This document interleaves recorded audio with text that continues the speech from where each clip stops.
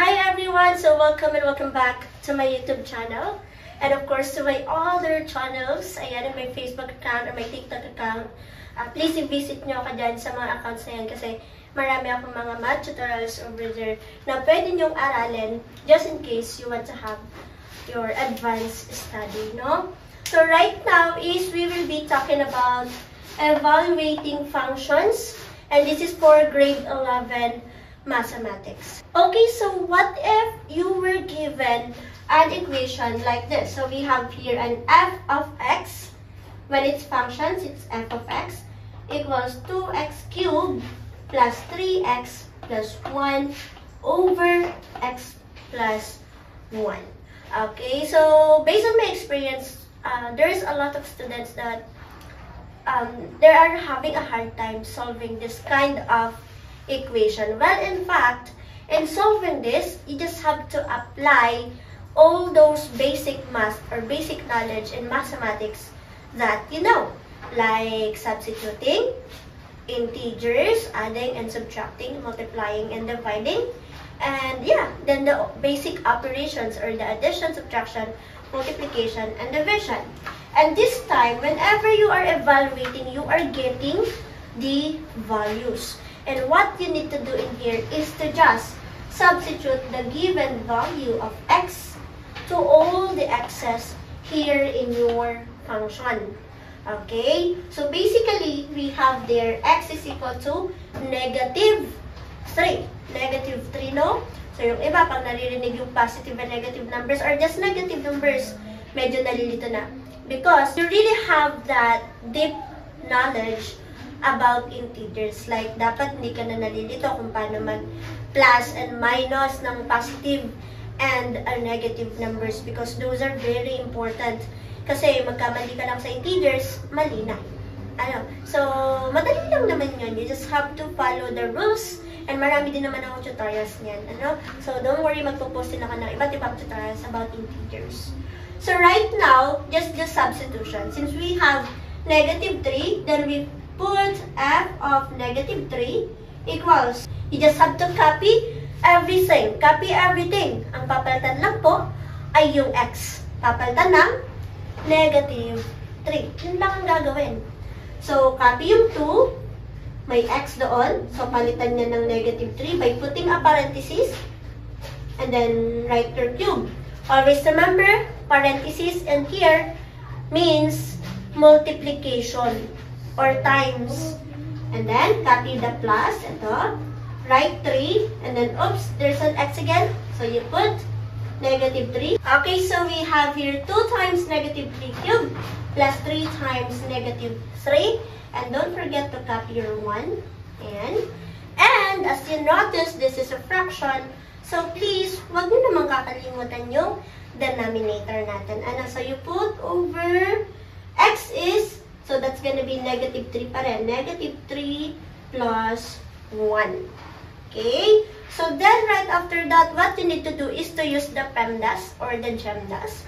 It's up to you what to do or what to use. Anyway, para-parehas lang naman yun siya. You just have to know the pattern or paano yung mga pagkakasunod-sunod ng pagsasolve ng equation like this. But this time, since there's a lot of multiplication in here and there's also an exponent, so under the PEMDAS, P-E-M-DAS, you always have to start with the parentheses. But right now, parentheses means group or the group. Since wala naman tayong grouping din eh. Since this is multiplication, remember I told you earlier that the parenthesis is multiplication. So basically, you start with the exponent, okay? So definitely, you will be starting to solve negative 3 cubed. Ayan. So copy everything. Copy the 2. Negative 3 cubed. That is, eto maraming nagkakamali dito. Yung iba, they are just multiplying negative 3 times 3, which gives them negative 9. But that is wrong. Whenever you encounter an exponent, always remember that exponent tells you how many times you are going to multiply the base or yung nasa pinakamalaking number to itself. or gaano mo po kadaming i-multiply yung pinakamalaking number or yung base sa kanyang sarili. And dahil sabi dito ay 3 ang exponent or yung pinakamaliit natin na number ay 3. So, ibig sabihin, you have negative 3 times negative 3 times negative 3. So, tatlong negative 3 ang i-multiply nyo. So, that's gonna be negative 3 times negative 3. That is positive 9. And then, 9 times negative 3. That is negative 27. So, basically, meron kang negative 27 in here. You put again your parenthesis kasi meron ka pang 2 dito. Negative 27. Then, eto pwede nyo nang i-direct 3 times negative 3. Just have to direct this one because it's still a multiplication. Okay? So, whenever you encounter lots of multiplication in here, you can like go on. Tuloy-tuloy nyo lang. Then, multiply lang kayo ng multiply. Basta, hindi nyo unahin yung plus at minus because it has been said in the PEMDAS that addition and subtraction should be at the end. No? Sa dulo po siya. So, basically, 3 times negative 3, that is negative 9. So, meron ka na dyang minus 9. Since positive 3, ito ay positive 3 times negative 3, that is negative 9. Plus 1 over. Etong negative 3 plus 1 sa denominator, pwede mo na siyang ituloy kasi wala namang multiplication dyan. That is only addition. Negative 3 plus 1 gives us negative 2. Because magkaiba yung kanilang sign, that's why you subtract. Negative 3 plus 3 minus 1 is 2. And then copy the sign of the higher number, which is 3. And 3 is negative. Okay, then right after that, you still go on. You do the operations pababa or parang baliktad na triangle hanggang sa kumonti na lang yung dulo. So definitely, meron tayo ditong 2 times negative 27.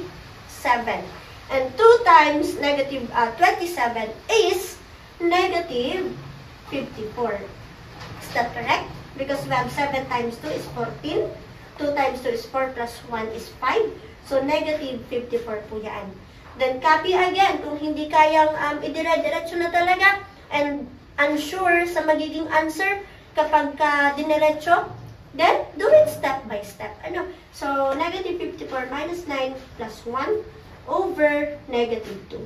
Then, right now, okay, meron na tayong minus at plus here. Remember, kapag ang natira na lang ay minus at plus, kahit pa nauna si minus, you just have to do the operation from left to right. Okay? Kasi si addition at subtraction, para yan sila magkapatid, nagbibigayan yan sila. Since nauna si minus dito, edi sabi ni plus, sige, ikaw na muna mauna. No? So that's how PEMDAS works. Okay? So meron ka ditong negative 54 minus 9. Okay? Negative 54 minus 9. Having the same sign, or if you're confused with this one, then do keep, change, and change. Okay? So, if you're gonna do keep, change in here, negative 54 minus 9, that's gonna be keep the negative 54. Minus will become plus. Positive 9 will become minus or negative 9. So, definitely, magkatulad yung sign. So, you really have to add them. No, so 54 plus 9 is definitely 63. 63, But since they are both negative, so just write the common sign. So it's gonna be negative 63 over, wait, may plus 1 pa yan. May plus 1 pa. Plus 1 over negative 2. Negative 63 plus 1 over negative 2. So, ganun lang. You just have to copy yung mga numbers na hindi mo pa sinasali sa operation. Because we do it pababa or decreasing. Yan. So, ayun, gagawin yan. Ito, napakahaba pa nito nung una. Tapos ito, super ikli na lang. So, definitely, you just have to continue this. Then, you have negative 63 plus 1. Negative 63 plus 1. They are having a different sign. So basically, you subtract 63 minus 1. that's gonna be 62. But 63 is the highest number and it's negative. So meron kang negative 62 over negative 2. Diba? Then that's it. That's gonna be the last one that you're gonna do. Since it's a fraction, always remember that a fraction is always a division. Okay? So kung ganyan na lang yung natira, then you think of it as division. 62 divided by 2 naman yung gagawin mo dyan. Okay? Palaging ganun. Kapag kaya pong ma-divide and then divided. Now, since ito ay both even numbers, so basically, kaya nilang ma-divide ang isa't isa. And we have there 62 divided by 2. That is positive 31. Okay? So, f of negative 3 is positive 31. Okay, bakit po positive yan, ma'am? Eh, parehas yung negative. Always remember, when multiplying and dividing integers, kapag magkaparehas yung sign, the answer is always positive. Okay? So, ganun lang siya kasimple. So, therefore, f of negative 3 is equal to positive 31. And that's how simple it is. Anyway, if you have any questions and you want to ask me to answer some of your items na medyo nahihirapan kayo, then post it on my comment section below. And then, don't worry because I will be doing a video for that when I'm not busy. But anyway, I will be posting this one on my YouTube channel, on my TikTok account, and on my Facebook account. So please follow me on all of those social media accounts so that you will be notified whenever I post math videos. Thank you so much and God bless everyone, and I hope that you learned something from me in this video.